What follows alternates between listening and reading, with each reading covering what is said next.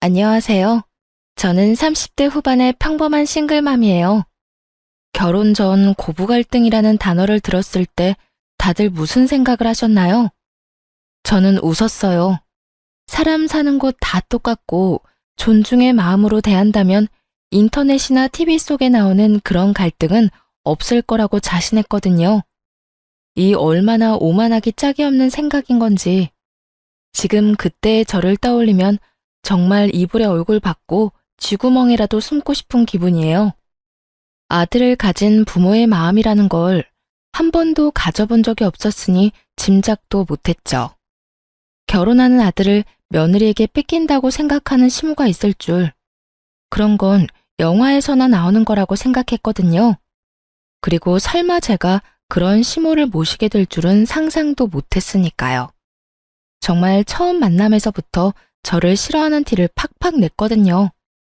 상식적인 인간으로서 만난 지 몇 초도 안 되는 사람에게 기분이 나쁠 일은 없을 거라고 생각해요. 그 전에 누군가가 그 사람에 대해 악담을 퍼붓는 게 아닌 이상, 그리고 제 남편이 그때 한창 저한테 푹 빠져 있었으니 그런 악담을 말하지도 않았을 거고요. 그런데 의외의 부분에서 제가 미움받는 이유를 알아버렸죠. 우리 아들한테 이야기는 많이 들었다. 그래, 참 착하고 능력도 좋다지. 그 나이에 자기 가게 가지고 있는 사람도 드물긴 하지. 그렇다고 뭐든 다 잘하는 완벽한 사람이 있을 리가 없고 분명히 그 외에 어딘가에 하자가 있다는 이야긴데. 그 말은 악담이라기보다는 악의로 가득 차 있었어요. 남편이 제 장점만 말한 것이 시모의 마음을 화나게 만든 거라는 걸 그제야 알게 됐죠. 보통 아들이든 딸이든 자식이 데려올 사람이 괜찮다는 말을 들으면 호기심을 가질 수는 있다고 생각해요. 아니면 능력이 좋은 사위나 며느리를 얻게 되어 좋은 생각을 할 수도 있고요. 그런데 시모는 그런 부분에서는 정말 상식을 초월했죠. 장점이 많으면 어딘가 하자가 있을 거라니. 그 말을 듣고 있던 저도 당황했어요. 엄마, 무슨 말을 그렇게 해? 정말 좋은 사람이야. 누가 뭐래니? 네가 좋다면 좋은 거겠지. 그런데 넌 너한테 좋다고 다른 사람한테도 좋을 거라고 착각하는 것 같네. 이 엄마는 걱정하는 거야. 이렇게 대단한 여자가 왜 우리 아들하고 만날까 하고. 뭐 숨기는 건 없니? 마치 제가 어떤 의도를 가지고 제 자식을 만난 것 같다는 말을 하더군요. 사실 숨기는 게 없는 건 아니었어요. 하지만 그것은 남자 문제라거나 뭐 그런 문제는 아니었어요. 그래도 이런 주제로 이야기가 흐르는 건 좀 별로라 시모의 말에 저도 얼른 대답을 했어요. 이 사람도 참 좋은 사람이에요. 장점도 많지만 무엇보다 저한테 잘해줘요. 서로가 잘 맞고 서로에게 잘해주면 그것만으로도 함께 가정을 꾸릴 수 있다고 생각해요. 의도라면 아마 좋은 사람을 만나 좋은 가정을 꾸리고 싶다는 의도겠죠. 그래, 지금 무슨 말인 듯 못하니. 그 좋은 감정이 언제까지 갈지는 모르겠지만 너희가 좋다면 결혼 허락은 해주마. 그렇지만 너 내가 혼자 사는 여자라고 무시는 하지 마라. 우리 아들 내가 얼마나 고생해서 키웠는지 너는 모를 거다. 그런 귀한 아들이야. 그러니 우리 아들 귀찮게 하는 일은 없길 바란다. 정말 딱딱한 사람이라고 생각했어요. 솔직히 이런 사람을 시모로 모셔야 하는 제 앞날도 그리 좋지만은 않을 거라는 걸 짐작은 했어요. 하지만 첫인상이 나쁘다고 그 뒤에도 안 좋은 건 아니잖아요. 사회생활을 해보니 오히려 그런 사람들과 더 잘 지내는 경향이 있었으니 오해가 있다면 풀고 서로 존중하면 좋은 고부관계를 만들 수 있을 거라고 착각했어요. 정말로요. 시모는 정말로 저와 남편의 결혼을 막지는 않았어요. 결혼은 수월하게 했죠. 어차피 시부는 일찍 돌아가셔서 없었기에 시모만 신경 쓰면 될 일이었어요. 그런데 결혼 후에 문제가 연달아 일어났어요. 시모가 저와의 사소한 대화나 행동으로 남편에게 거짓말을 하는 거예요. 어떤 식인지 들으면 정말 웃기지도 않을 거예요. 하루는 시모의 전화를 받았죠. 예, 너 네 남편 아침밥은 차려주니? 애가 왜 볼 때마다 저렇게 야위어가? 너 정말로 신경 쓰기는 하니? 네, 어머님. 아침밥 꼭 먹이고 있어요. 저도 아침에 밥 못 먹으면 안 되는 습관이 배어 있어서 둘이서 꼭 차려 먹고 있으니 너무 신경 쓰지 마세요. 제가 잘 알아서 할게요. 이런 대화를 나눈 적이 있거든요. 그런데 그날 저녁 시모가 남편한테 전화를 한 거예요. 전화를 끊고 나서 남편이 저한테 화를 내면서 그러더라고요. 당신 어머니한테 잘 좀 해줘. 이런 식으로 전화 오면 내가 뭐가 돼? 당신이 한 사소한 행동이 내 얼굴에 먹칠하는 거라고 부부니까. 당신 행동도 내 평판에 들어갈 수밖에 없는데 이런 식으로 생각 없이 굴면 어떡해? 갑자기 화내는 남편에게 저도 어안이 벙벙해서 되물었죠. 무슨 일인데? 나 오늘 어머님이랑 통화 잘했는데? 어머니 보고 우리 일에 신경 끄라고 한 게 잘한 거야? 어머니가 기분이 어떠셨겠어? 아들 장가 보내고 잘 지내고 있나 궁금해서 연락했는데 새파랗게 어린 며느리가 신경 끄라고 하면 기분이 좋겠냐고. 아니야. 내가 어머님께 신경 끄라는 말을 어떻게 해? 어머님이 당신 아침밥 먹이고 있는지 확인하셔서 잘하고 있다고 어머님 신경 안 쓰셔도 된다고 말했지. 그 말에 어디가 신경 끄라는 말이야. 정말로 그렇게 말했어? 제 말에 그제야 남편이 화를 누그러뜨리더군요. 당연하지. 나 통화 녹음 자동으로 되는 거 알지? 그거 들려줄까? 그걸 듣고 나서야 남편이 제게 미안하다며 사과하더군요. 그러면서 어머니가 연세가 많아서 잘못 들으실 때도 있으니 이해해달라고 하더군요. 그런데 저는 그게 잘못 들은 거라고 생각하지 않았어요. 그 이전에도 이런 일이 종종 있었거든요. 분명 인사를 했는데 인사를 안 했다고 남편에게 이르거나 밥상을 차릴 때 조심스럽게 차렸는데도 기분 나쁘게 탁탁 소리내면서 밥 차렸다고 말할 때도 있었어요. 정말 이렇게 사소하고 작은 것들을 치사하게 건드는 시모를 보며 저도 점점 인내가 사라지고 있었어요. 그런데 이 모든 일들은 그냥 장난 수준이었어요. 제대로 된 한 방이 그 뒤에 크게 터졌거든요. 바로 제가 아들을 낳고 난 뒤에 일어난 일이었어요. 2년 만에 생긴 아이여서 저도 정말 행복한 날이었거든요. 그런데 출산일에 시모가 올라와서는 슬쩍 그러더군요. 손주가 영 아빠를 안 닮았네. 남편은 기분이 좋아서였는지 시모의 그 말을 농담처럼 넘기더군요. 어머니, 애들은 크면서 바뀐다잖아요. 그래도 나 닮은 것도 있어요. 발이 나랑 똑같잖아. 그러면서 농담으로 넘기니 저도 그때는 웃을 수 있었어요. 그런데 그 뒤에 우리 아들을 볼 때마다 시모가 계속 그 말을 하는 거예요. 아무리 생각해도 얼굴이 네 얼굴이 아니야. 그렇다고 제 어미를 많이 닮은 것도 아닌 것 같은데. 크면서 얼굴이 바뀌어도 엄마나 아빠를 닮아야 하는데 전혀 그렇지를 않으니. 시모만 만나면 이런 소리를 듣는 거예요. 친정에 가면 저랑 많이 닮았다는 이야기를 많이 들었거든요.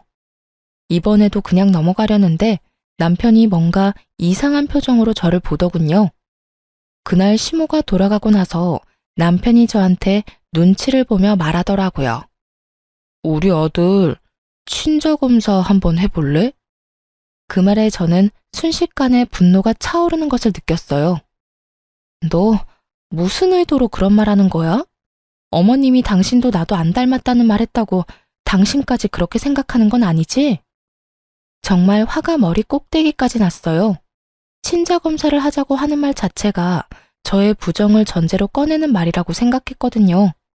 차라리 남편이 우리 아들이 산부인과에서 바뀐 거 아니냐는 식으로 말했다면 제가 이렇게 기분이 덜 더러웠겠죠. 그런데 남편이 제 외도를 바탕에 깔고 그런 말을 한 것 같아서 기분이 정말 안 좋았거든요. 여보, 아니야. 나 그런 식으로 생각하는 거 아니야. 당신을 의심하는 게 아니라 엄마가 저렇게 완강하시잖아. 매번 그런 소리 듣는 당신도 기분 나쁠 거고. 나도 매번 둘 사이에 끼어 있는 것도 그렇고. 우리 아들이 내 자식이 아니라고 생각 안 해. 그래도 짜증나. 싫다고. 내가 그런 검사했다는 걸 사람들이 알아봐. 내가 그런 여자처럼 보일 거 아니야. 왜 그런 짓 한 것도 아닌데. 당신, 설마 내가 그런 짓 저질렀다고 생각하는 건 아니지? 아니라니까. 엄마 때문에 그래. 엄마 때문에. 당신 기분 나쁜 건 알지만 매번 이러다가 나중에 우리 아들이 들을까봐 그러지. 그럼 당신이 어머님 좀 어떻게 해줘. 당신도 느끼고 있을 거 아니야. 어머님이 유독 나한테 팍팍하게 구시는 거. 이번에도 어머님이 내 외도 의심한 것처럼 보이잖아. 처음에는 농담으로 넘어갔다고 쳐도 그 뒤부터는 그런 이야기가 농담으로 들려? 분명히 그런 생각을 하고 계시니까 그런 말 하시는 거지. 그러니까 해보자는 거야. 엄마가 착각하고 계시는 거니까. 우리가 해서 보여주면 믿을 수밖에 없잖아. 안 그래? 남편의 말은 정말 짜증이 났지만 그래도 검사는 진행할 수밖에 없었죠. 한번 정확하고 확실하게 보여주면 그 뒤부터는 저딴 말 입에도 꺼내지 않겠지 싶었거든요. 그날 하루 잠도 못 자고 꼬박 고민한 저는 시모와 남편을 데리고 유전자 검사하는 곳으로 향했어요. 어머님, 검사하는 거 제가 문제 있어서 검사하는 거 아니에요. 어머님이 뭘 원하시는 건지 모르겠지만 남편이 어머님 납득시키려면 이렇게 해야 한다고 해서 확실하게 하려고 어머님도 여기 모신 거예요. 그러니까 검사 결과 나오면 앞으로 장난으로라도 우리 아들이 남편 닮지 않았다는 말은 하지 마세요. 약속해 주실 수 있으세요? 당돌한 제 말에 시모가 알겠다고 깔끔하게 말하더군요. 그 의미를 전혀 모르겠더라고요. 며느리가 외도를 했다고 확신을 했다면 이런 검사도 못 믿는다고 했을 수도 있었을 거예요. 그런데 의외로 깔끔하게 수긍을 하니 의도가 뭔지 모르겠더라고요. 그렇게 검사를 했고 결과는 역시 친자일치였어요. 남편은 당연하다며 고개를 끄덕였고 시모는 갸우뚱하더군요. 아이 포함해 4명이 모여있는 집에서 시모가 아이를 빤히 보더니 검사 결과지를 한 번 더 보더군요. 그러고는 뭐라고 하는 줄 아세요? 그런데도 참 안 닮았단 말이지. 하긴 외탁을 했으면 못생겼을 수도 있지. 결혼식 때 보니 너희 처가 사람들 얼굴이 다 고만고만하니 멀끔한 사람이 없더라. 우리 집안 사람들이 그래도 얼굴은 하나같이 잘났는데 외탁을 하니 영 못쓰겠네. 이러더군요. 저희 집 사람들을 모조리 싸잡아 모욕하는 발언에 저는 너무 어이가 없어서 저도 좋은 말이 나오지는 않았어요. 어머님, 도대체 무슨 말씀하시는 거예요? 어떻게 그런 말씀을 하실 수가 있어요? 저희 가족들이 어떤데요? 어머님한테 그런 소리 들을 분들 아니거든요? 내가 틀린 말 했어? 맞는 말을 한 거 가지고 왜 이 난리야?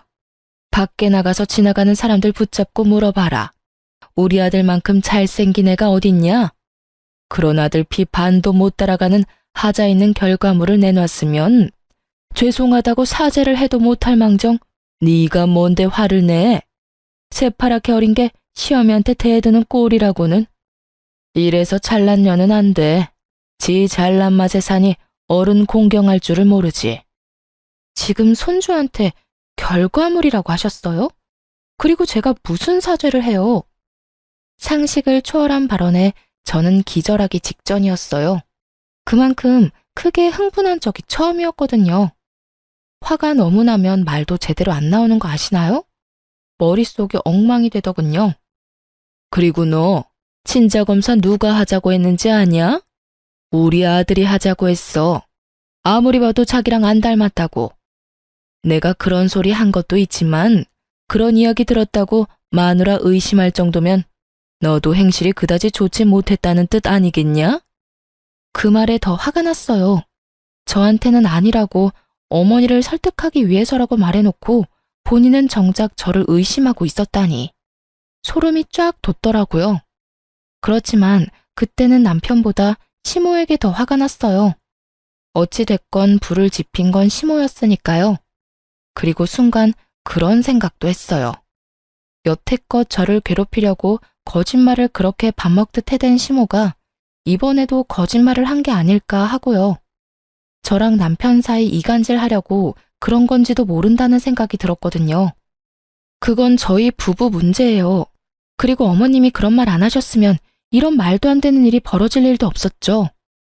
저와 시모 사이에 고성이 오가자 애는 중간에서 울어버렸고 잠시 전화통화하느라 밖에 나가 있던 남편이 깜짝 놀라 들어오더군요. 무슨 일이야? 어머님한테 여쭤봐. 자기 혹시 친자검사 당신이 해보자고 한 거였어? 어머님이 당신이 제안했다고 하던데 정말로 그런 거였어? 말은 내가 꺼낸 게 맞는데 엄마 설득하려고 그런 거지. 설마 내가 당신 의심해서 그랬겠어? 남편이 잠시의 고민도 없이 그리 말하더군요. 시모 눈치를 안 보는 걸 보니 그건 시모만의 생각이었던 것 같았어요. 그래? 그럼 됐어. 아, 어머님 이제 가신대. 앞으로 안 오실 것 같아. 나도 애도 마음에 안 드시는데 굳이 여기까지 오시라고 할 필요 없잖아. 내 아들이 여기 있는데 왜 내가 못 와? 우리 아들이랑 나 떼어놓을 거면? 아니요, 그럴 생각 없어요.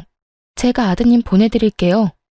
당신 앞으로 어머님 댁에 자주 다녀.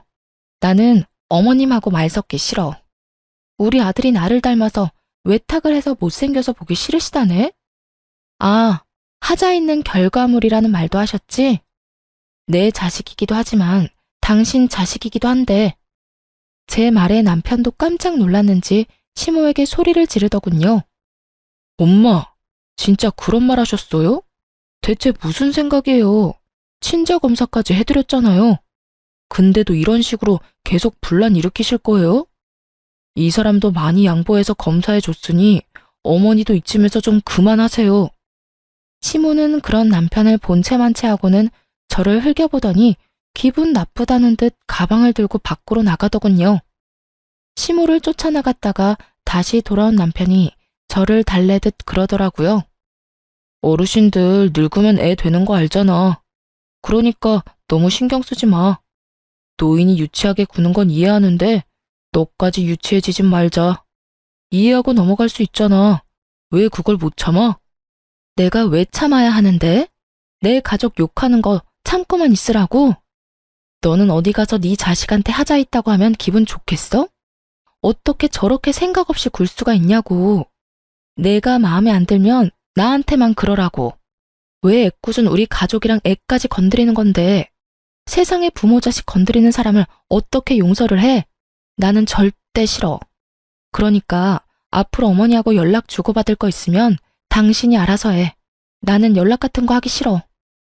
남편도 이번에는 시모가 더 나빴다고 생각은 하는지 더 이상 저한테 뭐라 하지는 않더군요. 그리고 연락도 남편이 알아서 다 하고요. 명절 때도 남편이 저를 친정에 데려다주고 시댁을 갔어요. 궁시렁거리는 남편에게 손주도 마음에 안 들어 하시는 양반인데 가서 뭐 하냐고 이야기했더니 그 후로는 권유하지 않더라고요. 그렇게 저는 시모 연락처도 지워버렸어요. 정말 그 시간이 얼마나 평온한지 얼굴 안 보고 사는 게 진짜 정신 건강에 좋더라고요. 그렇게 계속 안 보고 살았다면 좋았을 거예요. 그건 정말 사고가 나는 것처럼 우연히 벌어졌어요. 그날 오랜만에 애기 데리고 외출한 날이었어요. 친정엄마가 오셔서 아기 옷을 사준다고 했거든요. 집안에 계속 있어서 몸도 굳었고 애기 콧바람도 넣어주려고 친정엄마와 백화점 나들이를 다녀오는 길이었어요. 첫 손주의 하나뿐인 손주이다 보니 친정엄마가 제 아들에게 주는 사랑은 한도 없는 신용카드와 같았어요. 뭐든 사주려는 엄마를 뜯어 말렸지만 아이 옷이며 신발 모자에 장난감까지 두 손 가득 종이봉투를 들고 집으로 왔어요. 집 근처 주차장에 차를 주차하고 짐을 꺼냈죠. 그렇게 차 앞을 지나 집으로 들어가려는데 그 앞에서 우연히도 시모와 마주친 거예요. 저와 시모 사이에 있었던 일은 친정엄마에게 말한 적 없었고 어머니나 아버지에게 알리고 싶은 마음도 없었어요. 부모님에게 그런 이야기를 하기에는 두 분에게 너무 죄송하기도 했고 아버지가 생각보다 크게 반응할 것 같아서 아무 말 안 한 거였죠. 그런데 이렇게 친정엄마와 같이 있을 때 마주쳐버리니 인사는 해야겠더라고요. 어머나, 안녕하세요, 사부인. 오랜만이에요. 혹시 애들 보러 오셨어요? 제가 애들을 너무 오래 데리고 있었네요. 저희 어머니가 사근사근 웃으며 시모에게 인사를 했어요. 아니에요. 잠깐 근처 왔다가 들른 것뿐이에요. 그런데 짐이 많네요. 시모는 시큰둥하게 어머니에게 대답하더군요. 저는 시모가 이렇게 시큰둥한 모습도 다행이라며 마음을 쓸어내렸어요. 저번에 싸우고 헤어지고는 처음 만나는 거라 시모가 저한테 욕이라도 했다면 친정엄마도 참지 않았을 테니까요. 아무래도 첫 손주다 보니 마음도 눈길도 많이 가네요. 그래서 애기용품 좀 샀어요. 물론 사부인께서도 신경 많이 쓰셨겠지만 저희에게도 워낙 귀한 손주다 보니 저도 모르게 손이 가더라고요. 어휴, 귀한 분 밖에 세워두면 안 되지. 딸, 얼른 들어가서 시어머니 모셔. 물건은 내가 내일 직접 갖다 줄 테니까. 너 이대로 애 업고 짐까지 들고 못 가. 내일 보자. 친정엄마는 저와 시모를 생각해서 자리를 빠르게 뜨려고 하더군요. 그거 아니더라도 솔직히 사돈끼리 있으면 어색하고 그렇잖아요. 그렇게 친정엄마가 들고 있던 짐을 들고 다시 차로 돌아가고는 손인사를 하고 집으로 갔어요. 저는 생글생글 웃는 낯을 집어치우고 시모에게 물었어요. 여긴 어쩐 일이세요? 너 보러 온 거 아니니까 신경 끄거라. 시모는 냉정하게 말하더니 큰 길로 나가더군요. 수상했어요. 여기에 올 일이 별로 없는데 굳이 저희 집 앞에서 마주쳤다는 것이 참을 수 없이 의심스러웠어요.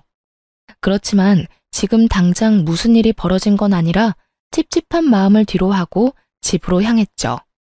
그런데 그날 저녁에 남편이 집에 왔는데 시모와 함께 왔더군요. 당신 도대체 뭐 하는 사람이야? 집 안에 있으면서 우리 엄마 못 들어오도록 막은 이유가 뭐야? 뭐? 갑자기 무슨 소리야? 시침이 떼지 마. 엄마가 나 보러 집에 오셨는데 네가 못 들어오게 했다면서 어떻게 시어머니를 밖에다 세워둘 수가 있어? 정말 어이가 없었어요. 시모가 남편 뒤에서 억울하고 서러운 표정으로 말하더군요. 예, 그것만이 아니다. 내 욕을 자기 엄마한테도 했는지 요 앞에서 사부인하고 만났는데 나를 무시하고 밀어내고 얼마나 무례하게 굴었는지 아니? 내가 남편 없이 산다고 이런 취급을 받아야 하니? 내가 나가 죽어야지. 늙으면 콱 죽어야 돼. 오래 살면 험한 꼴 본다더니 며느리랑 사돈댁한테 이런 무시를 다 당하고 또 거짓말을 지어내더군요. 저는 새삼스럽지도 않았어요. 그래서 더 냉정해졌죠. 어머님, 거짓말하지 마세요. 저희 어머니도 저도 그런 적 없잖아요. 제가 밑에서 어머님 마주쳤을 때 여기 무슨 일이냐고 여쭸잖아요. 그때 어머님이 뭐라고 하셨어요? 너 보러 온 거 아니니 신경 끄라고 그렇게 말씀하셨잖아요. 그러고서 큰 길로 가는 것까지 보고 집에 들어왔는데 무슨 말씀하시는 거예요? 지금 뭐 하는 거야? 우리 엄마 거짓말쟁이로 몰아가는 거야? 너 이 정도로 인간 이하인 사람이었어? 우리 엄마 홀몸으로 나 키우느라 고생하신 분이야. 나한테 의지 많이 하셔서 당신이 화낼 수 있다고 생각해. 그래서 당신이 어머니랑 마주치지 않도록 노력하고 있잖아.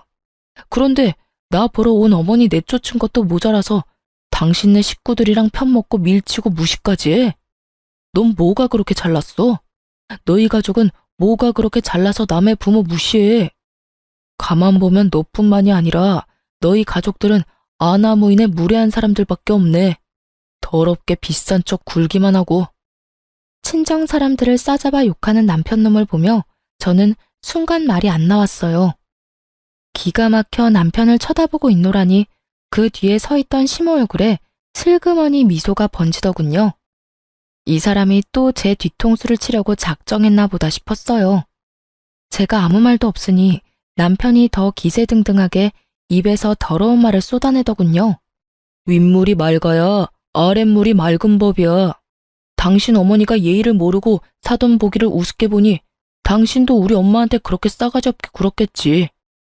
친정엄마를 모욕하는 남편 말에 저도 더 이상 참지 못했어요. 당신이 나한테 그런 말 할 자격이나 있어? 그리고 이런 말 한 거 책임질 수는 있어? 책임? 책임은 네가 져야지. 우리 엄마 이렇게 만든 거 다 네 탓이잖아. 그래? 그럼 진짜로 누가 잘못인지 알아보자. 두 사람 다 어디 가지 말고 거기 앉아서 기다리세요. 저는 친정 어머니에게 연락해서 오늘자로 찍힌 블랙박스 영상 보내달라고 했어요. 그러자 시모 얼굴이 새파랗게 질리더군요. 차에 다 찍혔을 거라고는 생각도 못했던 것 같더라고요. 그리고 어머니에게서 온 블랙박스 영상을 남편에게 보여줬어요. 차 앞에서 띠꺼운 표정의 시모와 생글생글 웃는 낯의 친정엄마가 동시에 비춰지자 남편이 계속 영상을 돌려만 보더군요. 무슨 말을 해야 할지 찾고 있는 것처럼 보였어요. 싸질러 놓은 말들은 더 이상 담을 수 없는데 수습을 하려니 답이 안 나오는 듯 머리만 벅벅 긁더군요. 그렇게 꿀먹은 벙어리가 돼서 한참을 폰만 돌려보던 남편에게 제가 먼저 말을 걸었어요. 직접 보니까 어때? 당신이 어머님한테 들은 게 사실인 것 같아? 여기 어디에 밀치고 무시하는 장면이 있어? 이 장면 어디에 싸가지 없고 무례하고 사람 무시하는 사람이 있냐고. 그게 있으면 당신 어머님이겠지. 시종일관 웃는 낯으로 말하는 우리 엄마 앞에서 잔뜩 굳어서 기분 나쁜 표정 짓고 있는 건 당신 엄마니까. 시모도 증거 영상을 보고 거짓말이 들통난 터라 아무 말 못하고 있더니 결국 한 소리 듣고는 자리에서 일어나 밖으로 나가버리더군요. 당신이 뭔데 아무죄 없는 우리 엄마를 욕해? 너희 엄마 말이면 똥으로 매주를 쓴데도 믿겠지? 마누라가 얼마나 만만해 보이면 처갓집 식구들까지 아래로 보겠어. 불쌍한 우리 엄마 이용해서 자기한테 유리하게 말 지어내고. 근데 더 화가 나는 건 그 얄팍한 수에 넘어가서 나랑 우리 엄마 신나게 욕한 당신이야. 나는 당신 어머니처럼 입만 열면 거짓말하면서 옆 사람 힘들게 만드는 사람 부모로 모시면서 살고 싶지 않아. 에이, 별것도 아닌 일로 무슨 그런 말을 해. 내가 잘못했어. 다 잘못했으니까 이제 그만 화 풀어. 살다 보면 오해도 할 수 있고 말이 와전될 수도 있고 그렇지. 그런 거 하나하나 다 따지면서 어떻게 살아? 지금 상황에서 화를 어떻게 풀어? 당신 정말로 나랑 우리 엄마를 그런 식으로 보고 있었던 거 아니야? 그렇게 생각했으면 당신도 나랑 살지 마. 안 살면 되지. 나도 나 싫다는 사람이랑 살기 싫어. 그러니까 우리 그만 이혼해. 더 이상 당신이랑 당신 어머니 때문에 이렇게 비참하게 살고 싶지 않아. 내 말은 못 믿고 어머니 말만 믿는 남편놈도 내가 마음에 안 든다고 매번 거짓말로 나를 나쁜 년으로 만들려는 시모도 둘 다 못 믿어. 상황을 한없이 가볍게 여기며 사과했으니 그냥 넘어가자는 남편놈을 보며 제 마음은 차갑게 식어가고 있었어요. 그리고 머릿속에는 이혼 생각이 굳게 자리 잡아가고 있었죠. 남편이 시모와 연을 끊고 살겠다고 한다면 이혼은 잠시 미뤄둘 생각도 있었어요.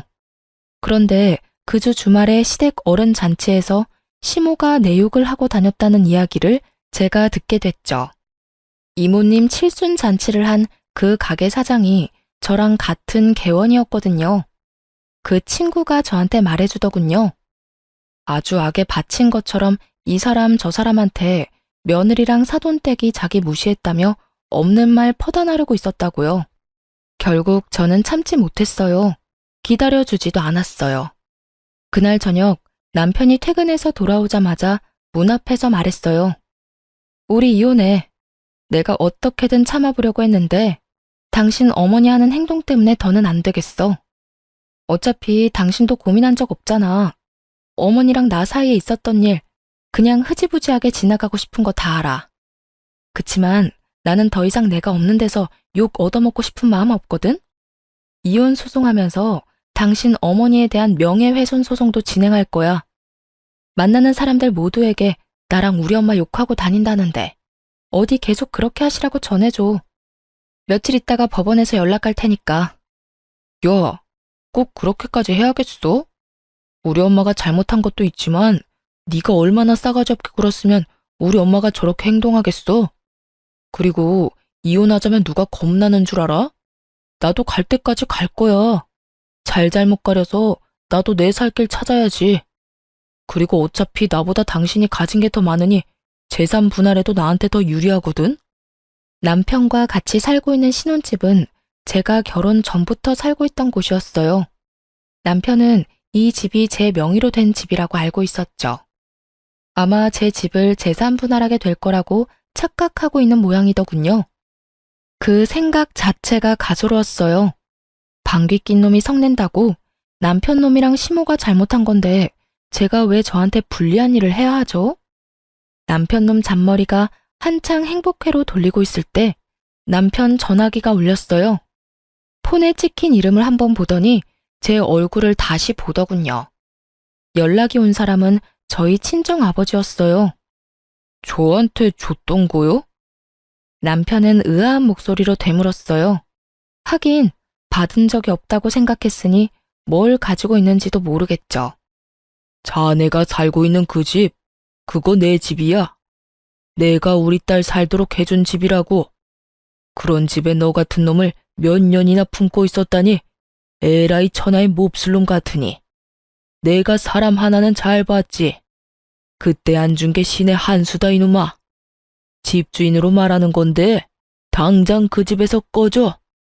친정아버지와의 전화로 그제야 일의 심각성을 알게 된 남편이 제게 사과를 하더군요. 여보, 이거 다 무슨 일이야? 내가 사과할게.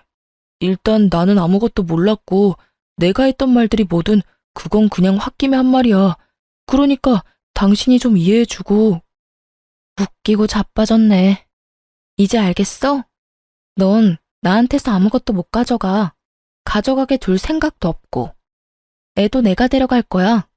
당신 어머니가 우리 애한테 어떤 짓 저질렀는지, 그리고 당신이 우리 애를 어떤 식으로 보고 있었는지 내가 다 알고 기록해놨고 녹음해놨어.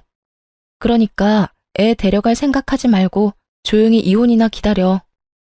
남편 놈은 제 말도 무시하고 그 다음날 바로 친정아버지를 찾아갔더군요. 용서를 빌면 아버지가 이해해 줄 거라고 생각했나 봐요. 그런데 아버지는 남편을 용서해 줄 생각이 전혀 없었어요. 여기가 어디라고 기어들어와? 당장 안 나가? 왜? 그 집이 내 집이라니까 이제 와서 아까워? 아니면 재산 분할 안 될 거 아니까 이혼하기 싫어졌어? 그런데 어쩌냐? 이미 네 놈이 그 가벼운 입으로 짓거린 모든 말을 내가 다 들어버렸는데 평생 용서를 빌어도 용서할 생각 없으니까 당장 나가. 이 정신 나간 놈아. 결국 말도 제대로 못 꺼내보고 퇴짜를 맞고 집에 돌아왔더군요. 저는 당연히 집에 들여보낼 생각이 없었고요. 비밀번호를 바꿨더니 남편 놈이 못 들어오고 발만 동동 굴리더군요. 그런데 그 와중에 시모까지 딱 등장했어요. 여보, 미안해. 내가 정말 평생을 두고 속죄하면서 당신한테 미안해하면서 바짝 엎드려 살게. 그러니까 잠깐 얼굴 보고 이야기만 하자. 오해는 다 풀고 오해 안 생기도록 방법도 마련하고. 야, 네가 왜 저런 애한테 사과를 해? 적반하장도 유분수지. 지금도 봐라. 지 남편 시애미 문 앞에 세워놓고 이게 무슨 경우니? 너 부모가 너를 이렇게 예의 없이 키웠어? 남의 자식한테 전화해서 무슨 소리를 했길래 애가 기가 죽어서 너한테 설설 기냐는 말이야. 시모가 눈치 없이 제 아들 편을 들며 욕을 하자 남편이 식겁을 하며 시모를 말리더군요. 엄마, 무슨 말씀하시는 거예요? 제발 가만히 좀 있어요. 가만히 있어주는 게 나한테 도움되는 일이라고. 알지도 못하면서 왜 자꾸 일을 크게 벌려요? 나 이러다 돈 다 털리고 길거리에 나앉으면 엄마가 책임질 거야? 갑자기 자기에게로 화살이 돌아오자 시모가 급 당황하며 어리둥절해 하더군요. 하긴 그간 충실히 시모 편을 들던 남편이 갑자기 노선을 변경하니 당황할 수밖에요. 그러던 말던 저는 솔직히 아무 상관없었고 그냥 재미만 있었어요. 문 앞에서 그러고 있으면 신고할 테니까 집으로 돌아가. 그리고 당신 짐은 내가 내일 곱게 포장해서 시댁으로 보낼 테니까 그렇게 사랑하고 믿고 신뢰하는 어머니랑 둘이서 살아. 싸가지 없고 무례하고 나쁜 년인 나 같은 거랑 살지 말고. 어차피 이 집에 가져온 것도 얼마 없잖아. 우리 아버지 집에 혼수도 내가 다 해서 너는 몸만 딸랑 들어왔잖아. 그 주제에 뭐가 그리 대단해서 나한테 감히 이빨을 드러내? 차가운 제 말에 결국 남편 놈도 시모도 돌아갔어요. 그리고 이혼 소송이 끝나고 저희는 법적으로 남이 됐죠. 당연히 애는 제가 데려왔고 위자료도 제가 받았어요. 저한테 유리할 수밖에 없었죠. 시모의 그 행동이 저에게 큰 스트레스를 주었지만 동시에 이혼에서는 더 큰 증거가 되어줬거든요. 그런데 이혼 후 3달도 지나지 않아서 전 남편이 웬 젊은 여자를 데리고 제가 일하는 카페로 찾아왔더군요. 딱 봐도 과시용으로 데려온 듯 화려하고 예쁘고 어렸어요. 잘 지냈어? 이혼하고 처음 보네. 지나가다가 소식이라도 알려줄 생각으로 들렀어. 여기 내가 곧 결혼할 여자친구. 속이 훤히 내려다 보이는 참으로 생각 없는 행동이었어요. 그 여자를 소개하며 제 속을 긁을 생각이었던 모양이에요. 여기서 제가 화내면서 이게 무슨 짓이냐고 성질을 내기를 바란 건지 아니면 후회하고 매달리기를 바란 건지 모르겠지만 전 남편 좋을 대로 해줄 생각은 전혀 없었어요. 그리고 남자친구가 전처를 만나러 간다는데 쫄래쫄래 따라온 여자도 남편처럼 생각 없어 보였어요. 생각 없는 건 여전하네. 여기가 여자친구 데리고 올 곳이긴 해. 무슨 생각인지 훤히 보여서 좀 우습긴 한데 나는 당신 결혼? 당신 인생? 하나도 신경 안 써. 그것보다 해야 할 일이 너무 많아서 못해. 그러니까 가만히 있는 사람 신경 건드리지 말고 나 없는 데서 잘 지내. 내가 못 지내라고 고사 지내는 것도 아니고 그냥 인연 끊고 서로 얼굴 안 보고 살고 싶다는데 그거 하나도 못 들어줘? 그렇게 빈정대고 있는데 건물 관리인이 카페로 들어왔어요. 사장님, 이 층에 빈 상가 어느 업체랑 계약하실지 결정은 하셨어요? 지금 연락해온 사람들 모두 안달이 났는지 어디로 할 거냐고 난리예요.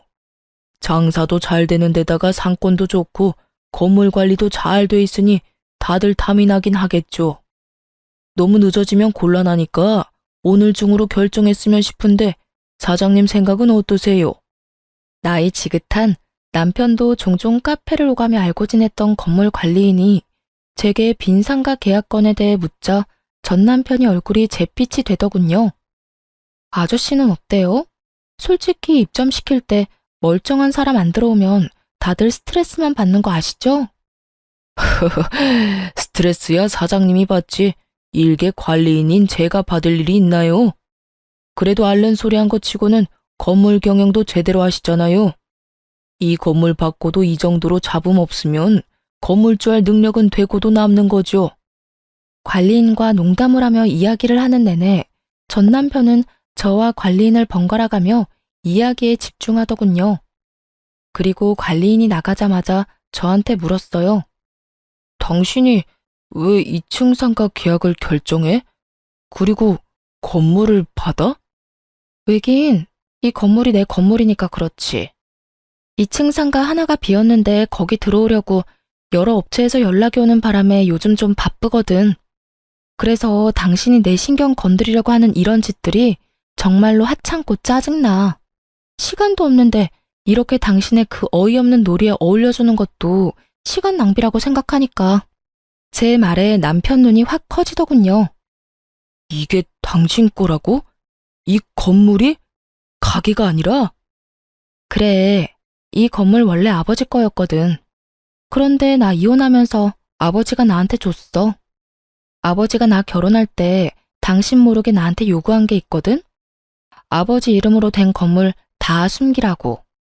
당신이랑 결혼해서 애 낳고 5년이 지났는데도 우리가 잘 살고 있었으면 이 건물 주겠다고 하셨어. 근데 애가 5살이 되기 전에 우리는 이혼을 했지. 네가 개차반 같은 인간이고 우리가 이혼을 했으니 아버지가 아주 잘했다면서 이혼과 동시에 나한테 준 거야. 나는 이 건물 받으면 원래 당신이랑 공동명의로 하려고 했거든? 근데 그때 아버지 말 안 듣고 이 건물 받았으면 너한테 다 뺏겼을지도 모른다고 생각하니까 엄청 오싹하네. 잘 된 거지. 우리 아버지가 현명하시긴 하셔. 신기하지? 아버지는 당신 뭘 보고 이런 사람인 걸 예상했을까? 그때는 당신도 제정신처럼 보이긴 했는데 말이야. 아버지가 저에게 숨기라고 한 것은 아버지의 재력이었어요. 제가 나쁜 사람에게 이용당할까봐 걱정이었다고 하셨거든요. 작정하고 속이려고 드는 놈들은 못 이기니 처음부터 네가 먼저 상대방을 속이라고 말이죠. 그러니 처음부터 그 건물은 제 것이 될 거였어요. 전 남편만 모르고 있었을 뿐이죠. 그리고 솔직하게 말하면 공동명의는 거짓말이었어요. 전 남편과 같이 할 생각도 없었고 아버지가 그걸 허락해 줄 뿐도 아니었죠. 이혼 전에도 남편 이름으로 하느니 외손주 이름으로 하는 게 더 낫다고 생각하시고 계셨더라고요. 그런데 제가 왜 그런 말을 했는지 아세요? 전 남편의 그 표정이 보고 싶었거든요. 아쉬워서 죽을 것 같은 표정. 손에 다 들어올 뻔했던 행운이 송두리째 사라지는 표정. 그 표정을 보고 싶어서 거짓말을 했어요. 젊은 여자 데리고 와서 저를 흔들려고 한 놈에게 이 정도 거짓말은 별거 아닌 거죠. 제 작전이 잘 먹힌 건지 전 남편은 환장하겠다는 표정을 그대로 지어 보인 채 죽을 상을 하고는 그대로 가게에서 나갔어요. 그것도 데려온 여자친구도 내버려 두고 말이죠. 정말로 만에 하나 전 남편이 저와 아들에게 정말 잘하고 친정에도 살뜰하게 잘해줬다면 아마 저는 이 건물을 공동명의로 하자고 아빠한테 말했을지도 몰라요. 제 가족을 자기 가족처럼 여기는 사람이라면 당연히 믿을 수 있었을 테니까요. 하지만 슬프게도 전 남편은 그런 사람이 아니었어요. 그리고 그 시모는 더더욱 도움되는 사람도 아니었죠. 그렇게 헤어지고 떠난 전 남편에게서는 안 좋은 소식만 내내 들려오더군요. 단골 손님 중에 남편과 같은 직장에 다니는 사람이 있었거든요. 순서로 치자면 남편이 그 손님을 저희 가게에 데려와서 저희 가게 단골이 된 사람이었죠. 솔직히 전 남편과 이혼할 때 단골을 잃을까봐 걱정을 많이 했어요. 남편이 데리고 온 손님들도 제법 있었으니까요. 그런데 그 사람들도 저희의 이혼에 남편과 시모의 잘못이 많다는 걸 어렴풋이 알고는 있더라고요.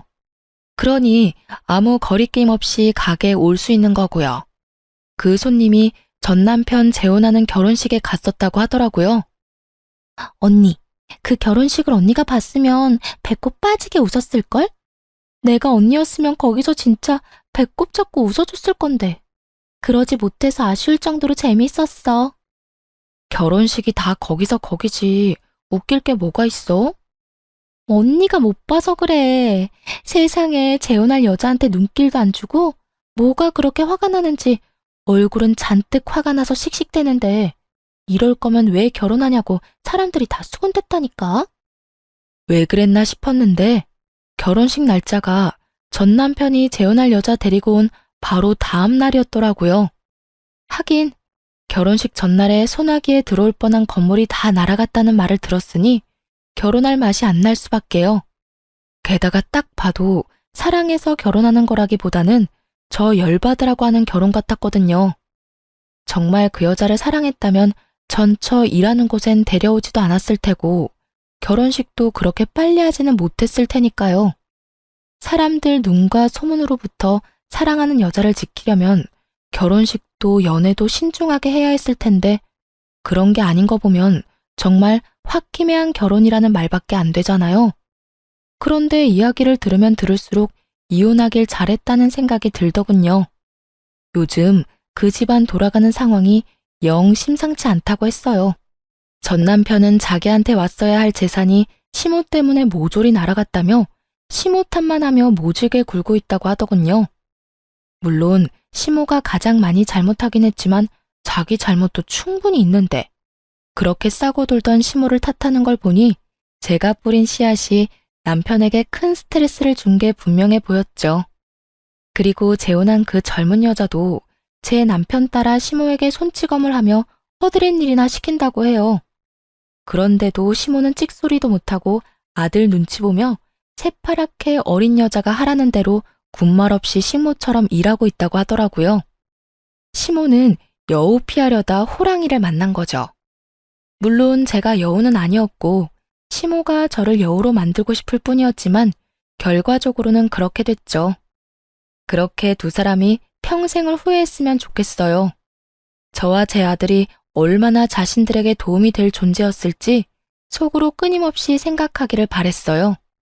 이게 제가 그 사람들에게 받은 모욕과 멸시를 되갚아줄 가장 좋은 복수라고 생각했거든요. 전 남편 집안 돌아가는 꼴을 보아하니 제가 원하는 대로 흘러가는 것 같아 속이 시원했어요. 손님이 마지막에 그러더라고요. 언니, 이혼 진짜 잘했어요. 나였으면 일찌감치 돌아버렸을지도 몰라요. 그 이야기를 들으니 이혼 후 마음고생한 게 몽땅 사라지는 기분이 들었어요. 이혼 후에 사람들 눈과 소문이 엄청 신경 쓰였거든요. 이혼 부부가 다들 그럴 거라고 생각해요. 쉬쉬하며 숨기고 싶을 테지만 이렇게 지지와 응원을 받으니 마음이 얼마나 놓이던지. 앞으로도 저는 아마 혼자 살 것 같아요. 남편과 시댁이라는 것에 크게 당했으니 굳이 그 지옥을 내 발로 걸어가고 싶지는 않거든요. 실패는 한 번으로 족하다고 생각하고 제 인생에 더 이상 결혼은 없다고 생각하기로 했어요. 사연 이야기는 여기서 끝이 나겠지만 제 인생은 좀 더 아름답게 꽃필 것을 기대해 봅니다. 지금까지 들어주신 모든 분들 모두 감사합니다. 좋은 하루 되세요.